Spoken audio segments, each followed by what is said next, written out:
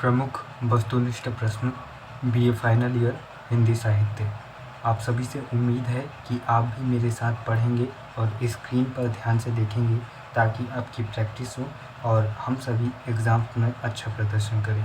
प्राचीन काल का भाषा वैज्ञानिक इनमें से कौन है? पतंजलि। पतंजलि ने महाभाष्य की रचना की और यह प्राचीन कालीन भाषा के एक बड़े विद्वान रहे। पतंजलि को ही योग का प्रदर्शक या प्रवर्तक माना जाता है और योग इन्होंने ही प्रारंभ किया था। पतंजलि की रचना पाणिनि की रचना इनमें से कौन सी है? अष्टाध्यायी। पाणिनि को संस्कृत का पिता कहा जाता है। इन्होंने संस्कृत के विकास में महत्वपूर्ण भूमिका निभाई। पूर्वी हिंदी की बोली इनमें से कौन सी है? बघेली। पश्चिमी हिंदी की बोली इनमें से कौन सी नहीं है? बांगरू। हिंदी भाषा में कितनी बोलियां हैं? 18। कोरवी किस बोली का दूसरा नाम है? खड़ी बोली। मराठी किस परिवार की भाषा है? आर्यकालीन। आर्य परिवार की भाषा है मराठी। ग्रीम का नियम इनमें से किससे संबंधित है? ध्वनि से। कुटिल लिपि। कुटिल लिपि नाम का कारण है टेढ़े अक्षर के कारण। अवधि का विकास इनमें से किससे हुआ? अर्धमागधी से। बांग्ला लिपि इनमें से किससे विकसित हुई है? नागरी लिपि से। निरुक्त शास्त्र के रचयिता इनमें से कौन है? यास्क। इनमें से भाषा किसका साधन माना जाता है? विचारों का आदान प्रदान का प्रयत्न। लाघव का अर्थ इनमें से कौन सा है? बोलने में कम श्रम। इनमें से बालाघात का अर्थ होता है किसी शब्द पर बल देना बालाघात कहलाता है। ध्वनि नियम इनमें से कौन सा नहीं है? ग्रीम का नियम। इनमें से मुनित्रय कौन कहलाते हैं? इनमें से मुनित्रय कौन कहलाते हैं? पाणिनि, पतंजलि और कात्यायन। डॉक्टर द्वारिका प्रसाद सक्सेना ने हिंदी की कितनी बोलियां मानी हैं? हिंदी की कितनी बोलियां मानी हैं? 18 बोलियां मानी हैं। और हिंदी की कितनी बोलियां हैं? इस तरह 18 बोलियां हैं। उर्दू हिंदी की एक शैली है। यह किसने कहा? डॉक्टर द्वारिका प्रसाद सक्सेना ने। इनमें से कौन द्राविड़ परिवार की भाषा नहीं है? मराठी। प्राचीन भारतीय भाषा वैज्ञानिक इनमें से कौन नहीं है? अरस्तु। हिंदी को संविधान के अनुसार कौन सी भाषा का स्थान प्राप्त है? राजभाषा।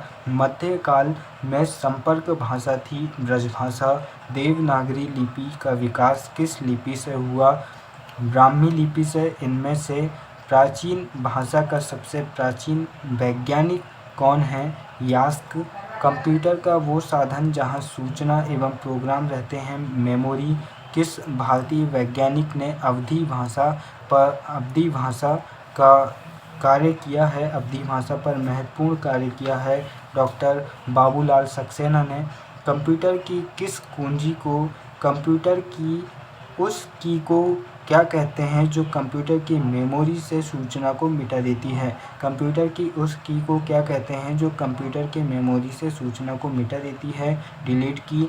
इनमें से कौन सी बोली पूर्वी हिंदी है? बघेली। हिंदी दिवस कब मनाया जाता है? 14 सितंबर। इसी दिन 1949 को हिंदी को भारत की राजभाषा घोषित किया गया था। हिंदी की लिपि का क्या नाम है? देवनागरी। देवनागरी लिपि हिंदी की लिपि है। उर्दू का विकास कौन सी बोली से हुआ? खड़ी बोली से। किस अपभ्रंश से पूर्वी हिंदी विकसित हुई है? अर्धमागधी से। खड़ी बोली और ब्रजभाषा किस अपभ्रंश से निकली है? सौरसेनी अपभ्रंश से। इनमें से कौन बोली राजस्थानी हिंदी की नहीं है? बुंदेली। पश्चिमी हिंदी की बोली इनमें से कौन सी नहीं है? पश्चिमी हिंदी की बोली इनमें से कौन सी नहीं है? जयपुरी। ट्रेन शब्द किस भाषा का शब्द है? जर्मन। कॉफ़ी, बिस्कुट, बाल्टी, चाय किस भाषा के शब्द है? पुर्तगाली। कलम तथा किताब किस भाषा के शब्द है? अरबी। इस तरह के ऑब्जेक्टिव टाइप क्वेश्चंस चौथी यूनिट से आते हैं और इसका विश्लेषणात्मक वीडियो हमने डाल रखा है हमारे यूट्यूब चैनल में। आप प्लेलिस्ट जाकर देख सकते हैं। बीए फाइनल ईयर दोनों प्रश्न पत्र के आपको महत्वपूर्ण वीडियो मिल जाएंगे, जिनसे आपको अच्छी प्रिपरेशन करने में मदद मिलेगी। हंस के संस्थापक और संपादक का नाम क्या है? प्रेमचंद। बाय एंड वाय की हिंदी है क्रमशः, एंडोर्समेंट की हिंदी है प्रस्थांकन। साहित्य पत्रकारिता का श्री गणेश सबसे पहले कहाँ हुआ? फ्रांस में। भारत में सबसे पहला पत्र समाचार पत्र 1780 में किस नाम से अंग्रेजी में निकला? Hickeys gazette. दरअसल जेम्स ऑगस्टस हिक्की नाम के एक अंग्रेज व्यक्ति ने हिक्की गजट नाम से एक समाचार पत्र पश्चिम बंगाल में कोलकाता में शुरू किया था, और इसे हिक्कीज गजट या हिक्की गजट या फिर सामान्य शब्दों में बंगाल गजट के नाम से भी जाना जाता है।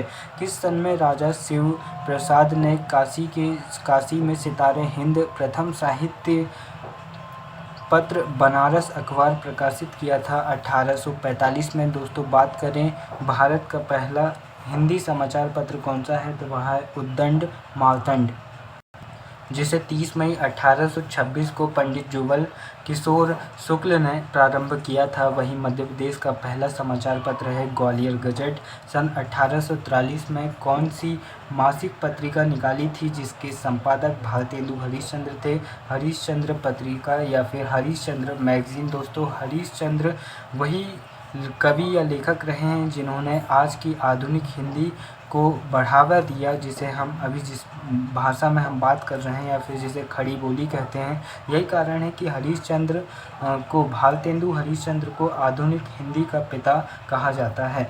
हरिश्चंद्र पत्रिका का प्रथम अंक किस तिथि को प्रारंभ हुआ था? 25 अक्टूबर 1863 ईस्वी में। सन 1874 में स्त्रियों के हित को ध्यान में रखकर भारतेंदु हरिश्चंद्र ने कौन सी मासिक पत्रिका का प्रकाशन किया? बालबोधिनी। मनोरमा पत्रिका का प्रकाशन कहाँ से हुआ? मुरादाबाद से। सुधा पत्रिका कहाँ से प्रकाशित हुई थी? लखनऊ से। हिंदी फिल्मी पत्रिका कौन सी है? फिल्मी नवचित्रपट वस्तुओं के विक्रय का महत्वपूर्ण साधन है। विज्ञापन समाचार पत्रों में सबसे अधिक आय होती है विज्ञापनों से। विज्ञापन एजेंसियों की प्रतिनिधि संस्था है advertising agencies association of India. यह पत्रकारिता की एडवर्टाइजमेंट मतलब विज्ञापनों की संस्था है। व्यंग्यकार लक्ष्मण किस समाचार पत्र के हैं? Times of India. धर्मयुग का प्रकाशन किस सन में हुआ था? सन 1948 में। पोस्टर का जीवन कितने दिनों का होता है? 2 या दिन का। यह सही है। जब आप किसी कार्यक्रम के लिए कुछ पोस्टर या फिर कार्ड छपवाते हैं, फिर आप किसी मूवी का पोस्टर देखते हैं, तो उसकी वैल्यू तभी तक होती है जब तक वह मूवी या फिर जब तक वह कार्यक्रम हो ना जाए।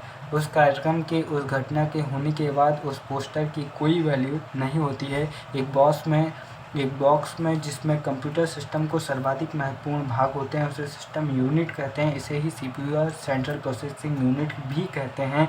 दोस्तों कंप्यूटर जब आप ऑनलाइन जाते हैं तो कंप्यूटर के साइड में एक नीचे एक डब्बा सा रखा होता है जहाँ कंप्यूटर ऑन होता है, उसे ही सीपीयू या फिर सिस्टम कहते हैं।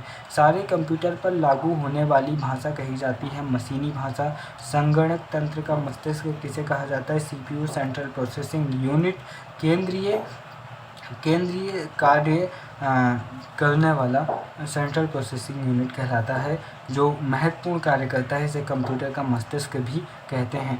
पत्र को सुंदर बनाने के लिए उसमें समावेश होना चाहिए आत्मीयता का। कार्यालयीन पत्रों में औपचारिकता के साथ साथ इसकी आवश्यकता तथ्यपरकता हेतु आवश्यक होती है। अनुवाद का शाब्दिक अर्थ होता है किसी कथन को एक भाषा से दूसरी भाषा में व्यक्त करना। स्रोत भाषा अगला विकल्प है। स्रोत भाषा कहते हैं बात को दूसरी भाषा में अनुदित किया जाना स्रोत भाषा कहलाता है। लक्ष्य भाषा कहते हैं वह भाषा जिसमें अनुवाद होता है। संपादन कला है कलात्मक व्यवसाय एक आदर्श संपादक में होना चाहिए।